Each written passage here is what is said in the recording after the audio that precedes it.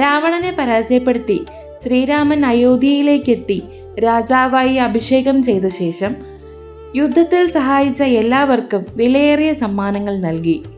ശ്രീരാമന്റെ ഭാര്യയായ സീതാദേവി തന്റെ ഭർത്താവിനോടുള്ള കടപ്പാട് പ്രകടിപ്പിക്കാൻ ഹനുമാന് നൽകാൻ ഏറ്റവും ഉചിതമായ സമ്മാനത്തെക്കുറിച്ച് ആലോചിച്ചു. ഒടുവിൽ അവർ തന്റെ കഴുത്തിൽ കിടന്നിരുന്ന അതീവ വിലയേറിയതും തിളക്കമുള്ളതുമായ മുത്തുമാല ഹനുമാന് സമ്മാനിച്ചു. സമ്മാനം സ്വീകരിച്ച ഹനുമാൻ ഉടൻ തന്നെ അതിലെ ഓരോ മുത്തും എടുത്ത് പല്ലുകൊണ്ട് കടിച്ചു പൊട്ടിച്ച് പരിശോധിക്കാൻ തുടങ്ങി. ഇത് കണ്ടപ്പോൾ സദസ്സിലുള്ളവർക്കും സീതയ്ക്കും അത്ഭുതവും ദുഃഖവും തോന്നി. സീത ഹനുമാനോട് ചോദിച്ചു, ഹനുമാൻ, ഇതെന്താണ് കാണിക്കുന്നത്? ഇത് വളരെ വിലയേറിയ ഒരു രത്നമാലയല്ലേ?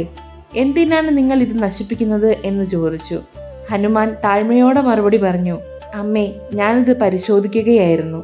ശ്രീരാമന്റെ നാമമോ രൂപമോ ഇല്ലാത്തതൊന്നും എനിക്ക് വിലപ്പെട്ടതല്ല. ഈ മുത്തുകൾ ഞാൻ പൊട്ടിച്ചു നോക്കിയിട്ടും അതിലൊന്നും ശ്രീരാമന്റെ നാമമോ അദ്ദേഹത്തിന്റെ ദിവ്യ സാന്നിധ്യമോ ഞാൻ കണ്ടില്ല. അങ്ങനെയെങ്കിൽ എനിക്കിതുകൊണ്ട് എന്ത് പ്രയോജനം?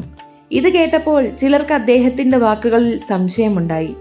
അപ്പോൾ ഒരാൾ ചോദിച്ചു, നിങ്ങൾ പറയുന്നതനുസരിച്ച് നിങ്ങളുടെ ശരീരത്തിലും ശ്രീരാമന്റെ നാമമുണ്ടോ? ചോദ്യം കേട്ട ഉടൻ ഹനുമാൻ ഒട്ടും മടിക്കാതെ തൻ്റെ നെഞ്ച് കൈകൊണ്ട് പിളർന്നു ഹൃദയം തുറന്നു കാണിച്ചു. അവിടെ അദ്ദേഹത്തിന്റെ ഹൃദയത്തിൽ ശ്രീരാമന്റെയും സീതയുടെയും രൂപങ്ങൾ പ്രകാശത്തോട് ശോഭിക്കുന്നുണ്ടായിരുന്നു. ഈ കാഴ്ച കണ്ട എല്ലാവരും ഹനുമാന്റെ അചഞ്ചലമായ ഭക്തിയിൽ വിസ്മയിച്ചു. തനിക്ക് ഭഗവാനോടുള്ള അഗാധമായ സ്നേഹത്തെയും ഭക്തിയെയും ലോകത്തിനു മുന്നിൽ അദ്ദേഹം തെളിയിച്ചു. ഈ കഥ ഭൗതികമായ വിലയേക്കാൾ വലുതാണ് ഭഗവാനോടുള്ള അചഞ്ചലമായ ഭക്തി എന്ന് പഠിപ്പിക്കുന്നു. ഹനുമാനെ പോലെ ജീവിതത്തിലെ ഓരോ നിമിഷവും ശ്രീരാമസ്മരണയോടെ ജീവിക്കുന്നവർക്ക് മാത്രമേ യഥാർത്ഥ സന്തോഷം ലഭിക്കൂ എന്നും ഈ കഥ ഓർമ്മിപ്പിക്കുന്നു.